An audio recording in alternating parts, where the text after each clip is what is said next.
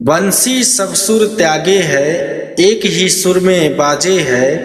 हाल न पूछो मोहन का, सब कुछ राधे राधे है। तो अगर हम ईश्वर से हमेशा जुड़ाव रखेंगे और कहेंगे तो ये मान के चलिए कि हमारा जीवन सार्थक जाएगा। तो हमेशा उनके प्रति लगाव रखिए और हमेशा ईश्वर से जो है रखना चाहिए, लगाव रखना चाहिए, उनके प्रति आत्मसमर्पण कर देना कि हमारे जीवन में कुछ हो या ना हो, जो हो रहा है, जैसा हो रहा है वही हमारे लिए अच्छा है। जैसे पहली पंक्ति जो हमारी थी, हाल न पूछो मोहन का, सब कुछ राधे राधे है। तो किसी से कुछ कहने की जरूरत ही नहीं है, ना किसी को कुछ बोलने की जरूरत है। तो जो ईश्वर का है सब उन्हीं का है, तो उन्हीं का नाम लीजिए, उन्हीं को उससे सारा सब कुछ है। बाकी जय श्री महाकाल, जय श्री राधे राधे।